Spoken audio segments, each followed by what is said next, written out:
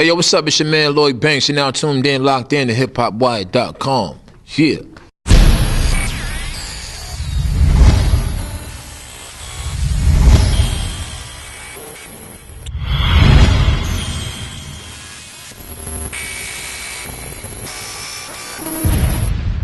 Okay, one of y'all ex-members, Buck, had some recent financial trouble. This is not even about him.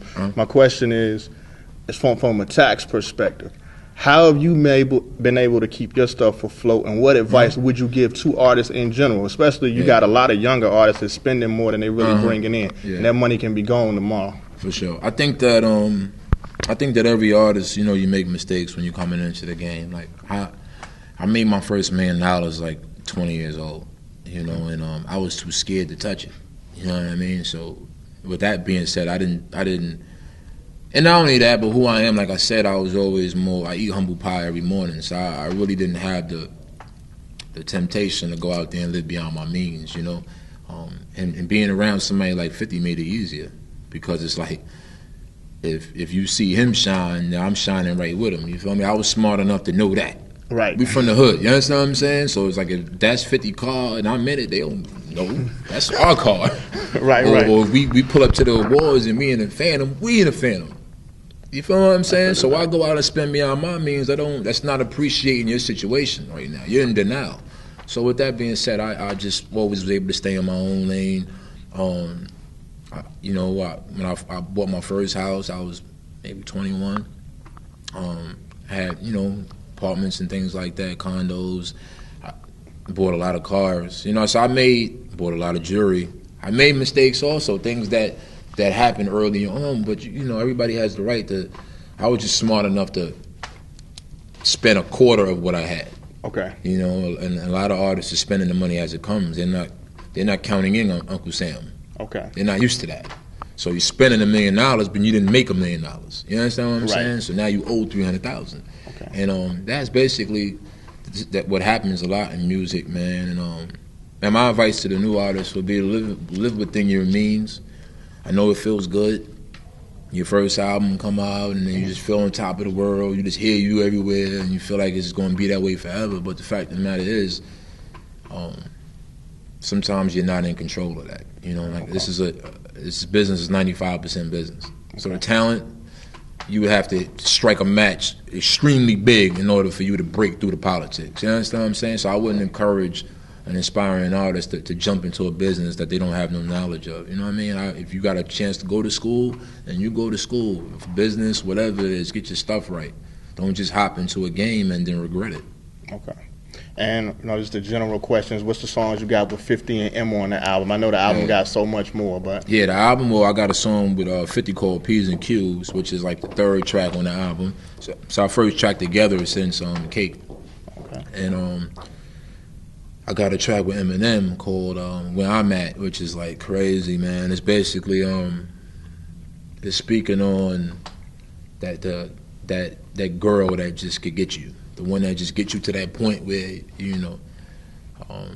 where it's not healthy anymore. So that's kind of what the song is based off of, and it's crazy, man. Lyrically, it's to another level. I think they're gonna really appreciate that. I can't wait for them to hear it. Okay. How did it come about with you working with Kanye, man? And what's up on that pipeline? What's that about? Yeah, well, Kanye he put a tweet up on Twitter, saying that he felt I was underrated as an artist, and I should be in the top 5 of MCs, and which was dope. You know what I mean? All my dudes immediately hit me like, "Yo, son, bigging you up, boom, boom." So my people got in touch with his people, and he works in Manhattan a lot.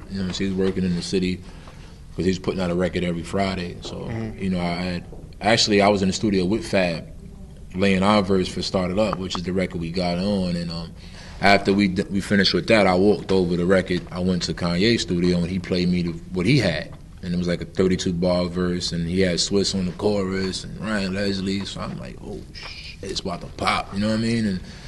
And we made it work, and we added the New York radio within a week and a half, 2 weeks, and it's #1 record out there now, and it's growing out the pocket and all over. I'm on promo tour, so I'm able to see it. We actually did another record that night too, called Christian Dior Denim Flow, And it was me, Kanye, Pusha T, Brian Leslie, Kid Cudi, and John Legend. You know, so it was cool, man, to see a record just get built from scratch, literally. Like I came in the studio and Kanye was just like, he was throwing out different melodies over what he had, you know, the bass line, and then Kid Cudi playing the guitar, Ryan playing the keys, and then I go in there and do what I did with the verse. So it was cool to get both those records knocked out. Okay. With all these top lists, you know, people say who should be on it. Where do you, as far as hip hop is right now today, as we sit here and speak, let's just stay in New York only. Yeah. What do you think? What do you think you rate? In the top 10? Definitely top 5. Okay. I definitely put me in the top 5. I mean, for a lot of different reasons. You know, I'm one of the people that's gonna dictate which way this goes for New York hip hop. You know, in the next 5 years, and you know, not saying that you can't rap later on in in your career, but the hip hop is youth driven. You know, and when I go to these colleges and stuff, it's still kids run up on me, 11, 12 years old. You know what I mean? So that's crazy to me. And with that being said, yeah, I mean, that's why another reason why I'm happy for Nicki. You know, even though she's gonna probably take my title, I'm the last #1 platinum debut album artist from New York City, and that was 2004. You know, so. Okay. Until somebody else can say that, I don't see how they can not put me in the top 10. You know, as far as all of the other list that's coming out, it's like I think they do the judging a little too early. You know, because if I'm honorable mention now before my album drop, then maybe my album is what pushes me over the edge. You feel what I'm saying? So I don't really pay too much attention with that. As long as I'm on the top 10 list in the hood, I'm good. Okay.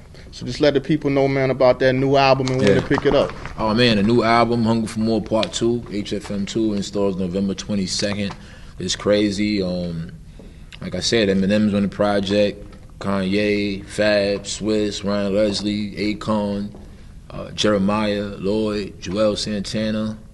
I know I'm forgetting somebody. Raekwon, Styles P. It's wrapped up crazy, man. You know, from 1 to 13, and then it's 2 records bonus-wise on the iTunes. FYE, it's about 4 more bonus tracks. So, and I'm dropping a new record every Friday.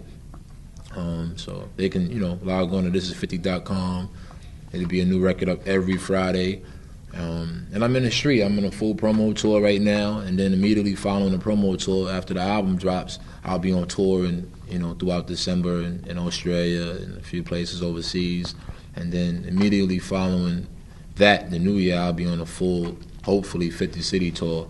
I did over 300 shows in 2004 off the first Hunger for More, so I know what can be done, and hopefully I have similar success with this new project. Okay. Y'all make sure y'all cop that album, Hip Hop Wired. This is Ice Blue chilling with my man Lloyd Banks. Yeah. Thank you, man. Appreciate it. Hey, yo, what's up? It's your man Lloyd Banks. You're now tuned in, locked in to hiphopwired.com. Yeah.